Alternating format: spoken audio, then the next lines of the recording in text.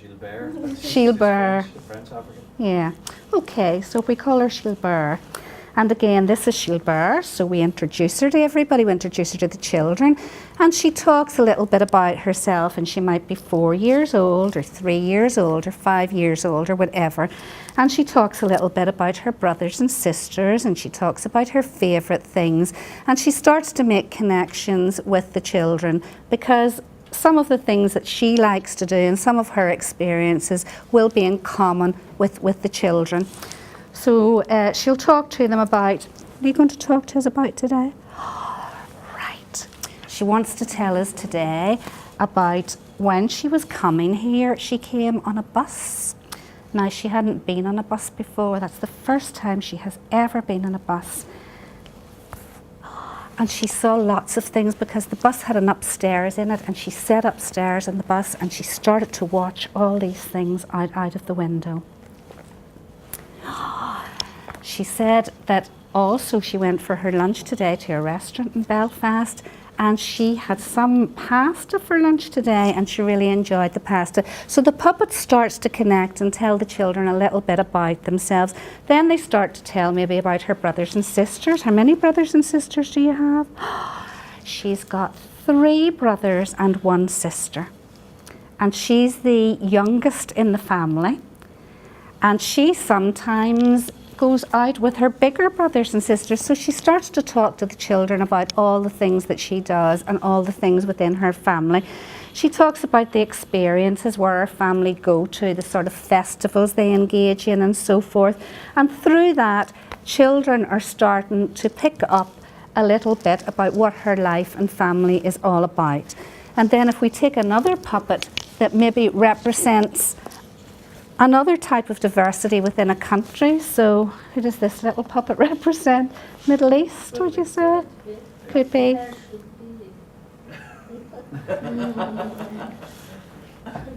Yeah. Yeah, so he's not quite, but he could. So what, Muhammad, would that be? Yeah. So this... Okay, so... Ali? Even Ali. Ali would be a Muslim name, yeah. So it could be used, Hassan, yeah. Yeah. if we have two dolls, we can have a Christian and a Muslim. Yep. We have this.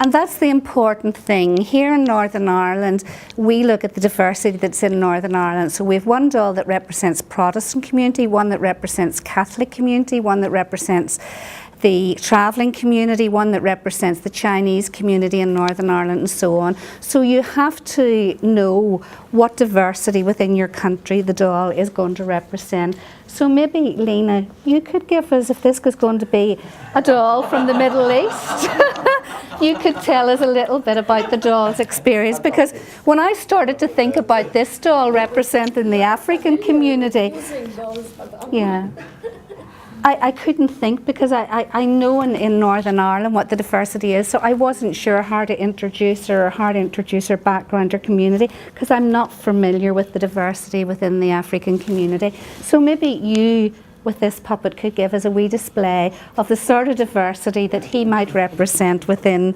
Lebanon. What if he doesn't speak to me?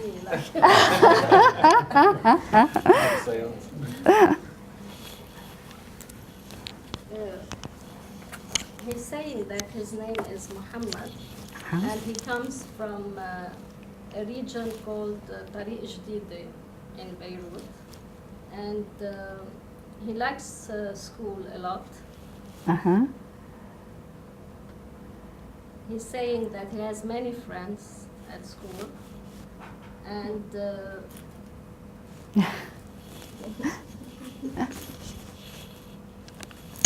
he goes daily to school, but he told me that he knows other regions. He heard about other regions.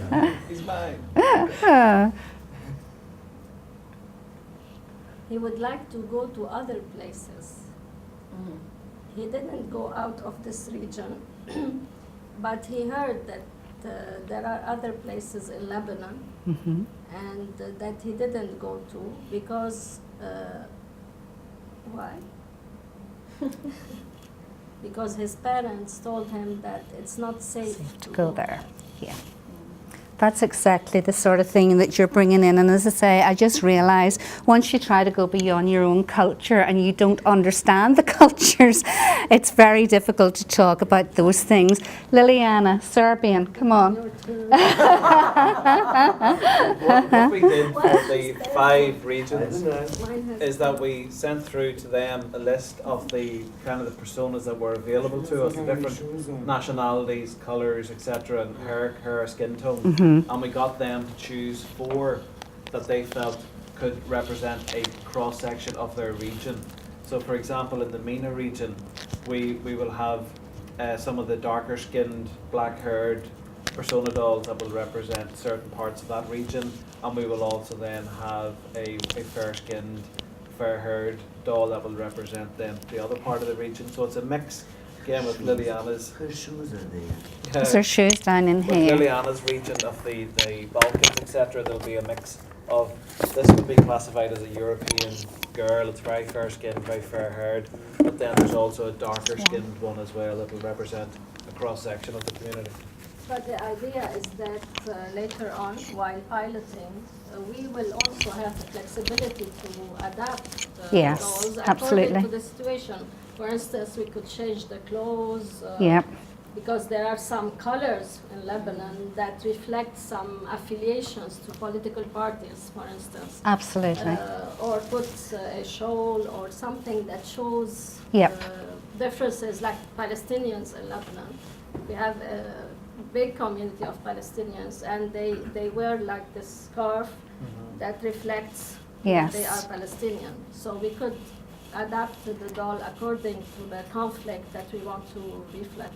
Absolutely, and that's why we in our dolls that represent the Protestant and Catholic community, we have little football shirts. One represents Celtic and one Rangers, which again shows the division in the community here. So yeah, absolutely. Okay, so what's this girl's name from Serbia? Well, our little friend told me that her name is Vera and that she's from a small town in Serbia, and her parents moved to Belgrade, and now she's rather lonely, and she's so glad that she has come to our group, so now she can make new friends here. Good. And you know, you go from there, we can all invent the stories. The point is that once you invent the story, you have to stick to it. So her personal life remains the same under all circumstances. So then you go on talking about events or feelings or different topics, but her identity and her background remain the same. So she is just like any other person in the group that we are having. And then the idea is that she would help us also talk about issues that are difficult for children to express.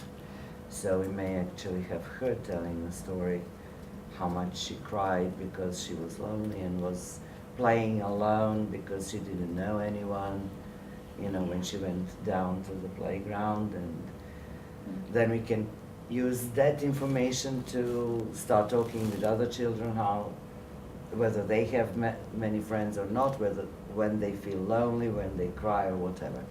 So that's the whole idea. Absolutely.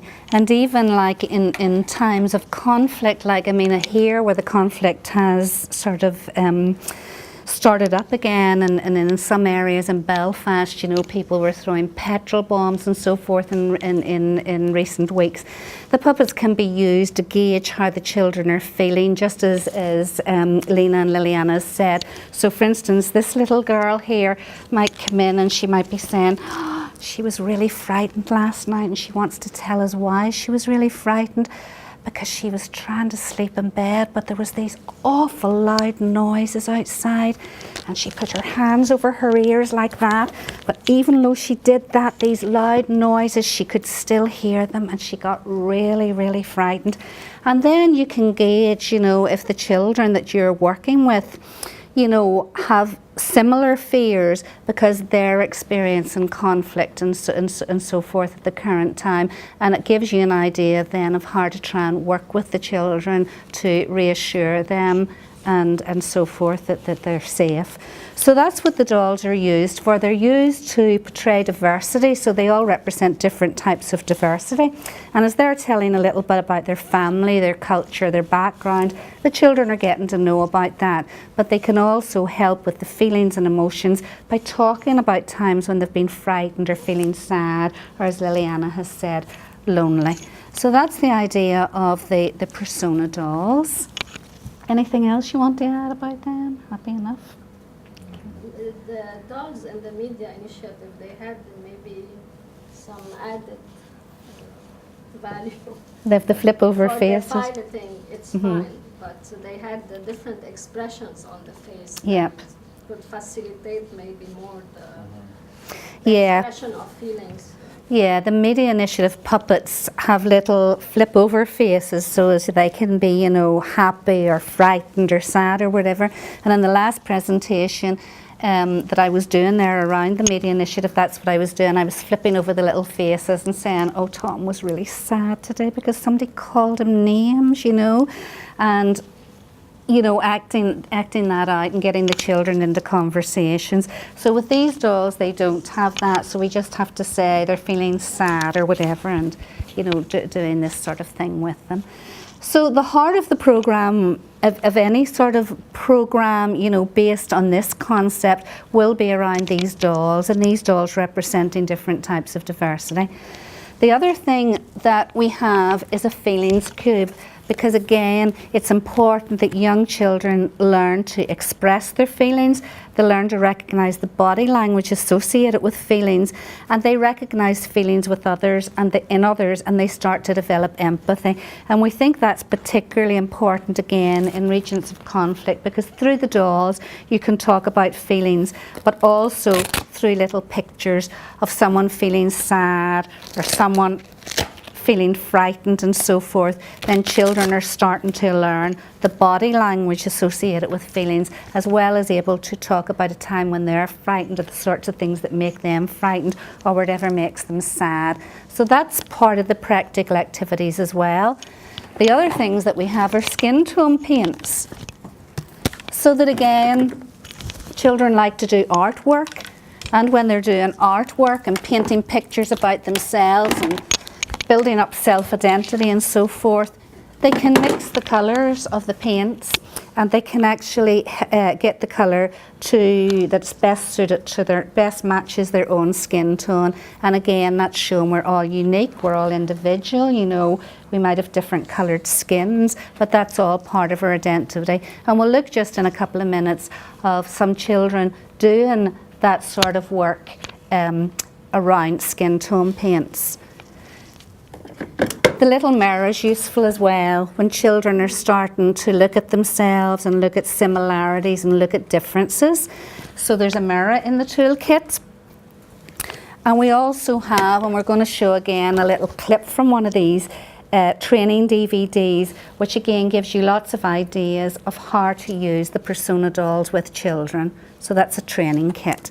And then, as we said already, there's this as well about working with children in emergencies. There's the 2 research papers, there's a conflict to peace building book, and there's the programmes mapped from across the world as well, isn't there, Kevin, in the kit? Will be eventually, Yeah. So that's what the toolkit sort of contains at the minute, and we're going to pilot. Any comments on what's in the toolkit? Do you think it would be useful? Could you see it working in a region that you're in, or? So I'm curious to know, who is the toolkit targeted to? Are you targeting program managers? Are you targeting facilitators and caregivers? What is the level at which you imagine sort of using this toolkit with? Does somebody else want to answer, just so it's not me talking all the time? Actually, the toolkit and the manual, if you want, inside, are meant for the teachers, for the practitioners, mainly, in their daily work with children. So it's the direct caregivers or teachers, but also for the parents because as Eleanor was saying, these persona dolls get their own lives, so when they're introduced to the group, they become a new member of the group. So at some point, they may be also taken home for the weekend as a guest and for a sleepover with one or the other, boy or girl from the group, and then talk back on Monday or whenever about the experience of going to someone else's house. But the whole toolkit is meant for basically those who work with children, who are with children.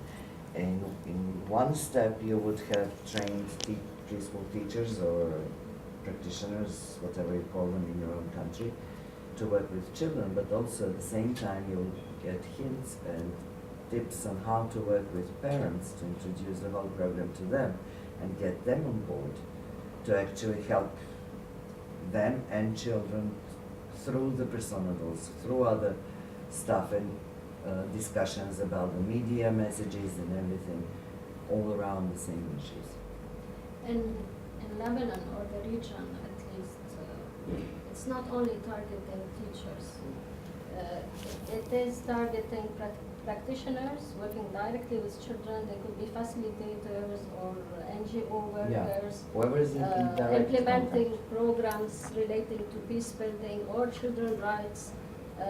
Because this could also be implemented in a country where there's still war, or because it has information on creating safe spaces for children. Sometimes in a state of conflict, even volunteers are recruited to implement certain activities for children. This could also, if they are properly trained, they could use the toolkit also.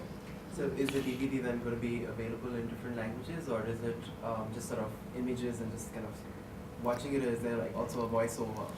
At the minute, the DVD is in English, but that's what we need to look at, getting it transferred into different languages. The toolkit really is looking at all the sort of activities that young children would engage in, whether they're in preschool, or in preschool groups or at home or whatever. But using the puppets and the paints and so forth, you're starting to bring what we would call peace building activities into the groups. There's lots of ideas of the sort of conversations you can enter into with the children. But maybe what we should do is just show you a video clip at the minute that might sort of demonstrate. I'll just see which one I can get. What do we say? There's one here. Just to highlight that the DVD isn't something that was produced by the network. No. It's a DVD that exists from a company called Persona Dolls Training that manufacture these persona dolls as well. So it's an initial DVD that we're sending out to show people how to work with persona dolls. Our intention as the network is to eventually build upon this toolkit, as Lena and Liliana were saying, to develop persona dolls that are kind of more relevant to their own region, and then to develop our own online and DVD materials to show these materials being used. Yeah. And And then again, they different would be in languages. the languages. Right. Yeah. Can you just say a little bit about the costing of this? How much does this cost for an implementing agency that might be interested in using the toolkit? Well, at the moment, I mean, what we're going to be doing, we're identifying through the 5 regions settings or wherever that we can pilot this at no cost at the moment, because we have got the funding in to produce these, and we have produced the 250 copies which we're distributing free of charge, and we'll also be putting some of the materials online free of charge. So we're not costing anything to do this. As we go down the line, our intention is to get more and more funding to make sure that this is available free of charge to people. But we have to see if that's a possibility. The written materials will be available free of charge. Can I just ask a quick follow-up Yeah. question, or do you want? So UNICEF also has its sort of early child development in emergencies kit that's being used in situations of emergencies in refugee camps and such. And I'm curious to understand what are the kind of complementarities that you've sort of imagined between this toolkit and that toolkit, because as a practitioner who's working in a context like that where I come across 2 different toolkits, one of which costs $225 and one of which is free, but the objectives of both are are somewhat different and perhaps somewhat similar in many ways as well in terms of a peace building, creating a peace building context, and so I'm trying to balance those two interests and trying to understand, how do I sort of understand these two? Yeah, I think that the difference, I don't know whether anybody else wants to tackle that, but I think the difference is, as I've said, a lot of the toolkits are for working in emergency situations. And that is great, and we don't want to reinvent the wheel because there are toolkits out there to do that. But what we've found, so for instance in Northern Ireland, even though we're in a post-conflict situation, we're still living in divided communities. We're still very, very polarised. The negative attitudes of cultural differences is handed down from one generation to the other. And what this toolkit, I think, is trying to do, so you could use it in emergencies to talk about feelings and help the children express feelings, engage how they're feeling. But to try and work towards a lasting peace, you're trying to sort of break down some of those negative attitudes to difference. And the toolkit, we would see it being used for that, so that it's peace building at the individual level with young children, but that could then have an impact, on society, and particularly when you involve parents and communities as well, and try and break down some of those issues that continue to keep the barriers going, and therefore conflict will start up again at any time. I mean, you can see, despite the fact in Northern Ireland we have been using this with a lot of young children for a long time, the conflict's still starting up again. There's still those negative attitudes to difference, there's still the hatred there. So I think that's what we see as the difference. This is towards long lasting peace by trying to break down some of the barriers that's there already. And one of the members of the network who had been engaging with us is Louise Zimini from Canada, and also Batuhan from Turkey, and both of which have connections with the Interagency Network on Emergency Education. So we were very conscious that we weren't replicating things that were happening, in those kind of toolkits.